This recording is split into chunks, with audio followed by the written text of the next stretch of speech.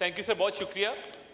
मैं सर इस हाउस की तवज्जो दिलवाना चाहता हूँ फॉरेन पॉलिसी के फ्रंट के ऊपर, और ये सर पाकिस्तान के इंटरेस्ट में ऑनरेबल स्पीकर कि जब दोस्त ममालिक की तरफ से वफूद आते हैं या सरमायाकारी के हवाले से अंदिया दिया जाता है, और फॉरेन पॉलिसी एक सेंसिटिव सब्जेक्ट है।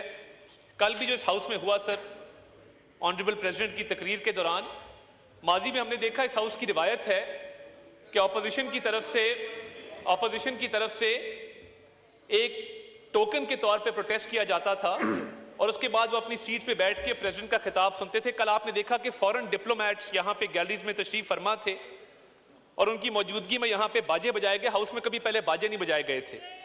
तो मैं ये समझता हूँ कि ये गलत रिवायात जो हैं,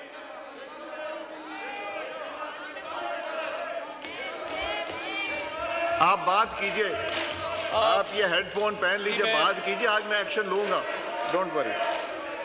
पाकिस्तान की मफाद की बातें सुन लें, पाकिस्तान की मफाद की बातें सुन लें, बात सुन लें ना। फॉरेन पॉलिसी में बात जी, एड्रेस द चेयर। बैठ जाए। अता साहब, एड्रेस द चेयर जी।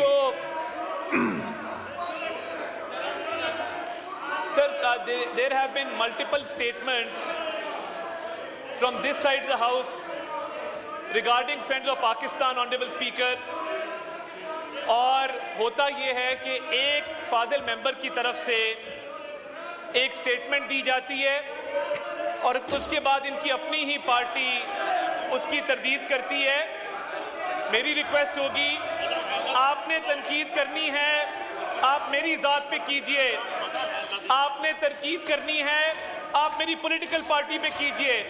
आपने तनकीद करनी है, मेरे एक एक मेंबर पे कीजिए। पाकिस्तान पे तनकीद नहीं इजाजत दी जाएगी। सर, इन्होंने पहले भी, जनाब स्पीकर, इन्होंने पहले भी एक अमरीकी साजिश का बयानिया खड़ा और इन्होंने कहा कि हम कोई गुलाम हैं और कहा कि अमरीकी साजिश के नतीजे में हमारी हुकूमत गिराई गई है। उसके बाद उसी स्टेटमेंट पर ये वापस इन्होंने यू टर्न लिया। इनके लीडर इमरान खान का भी वतीरा रहा है कि फॉरेन पॉलिसी से खेलना है।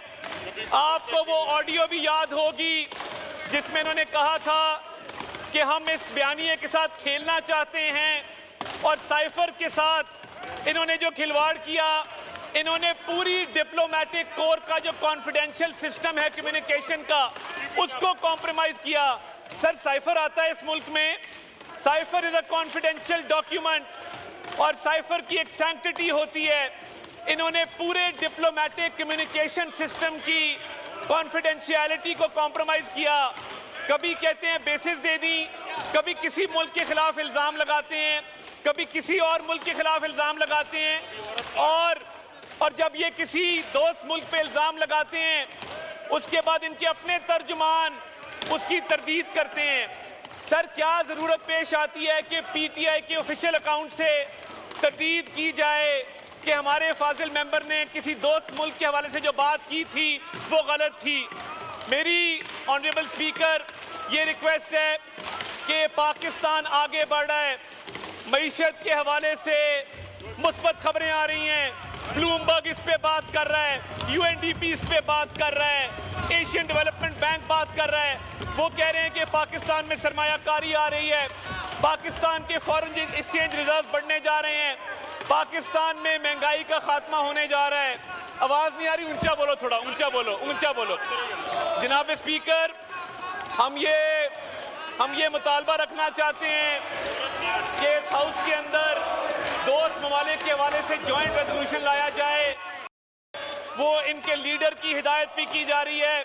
इनको अडियाला से ऑर्डर आता है कि किसी भी दोस्त मुल्क के खिलाफ बात करो, और उसके बाद ये खुद तरदीद करवाते हैं पहले बात करवा के।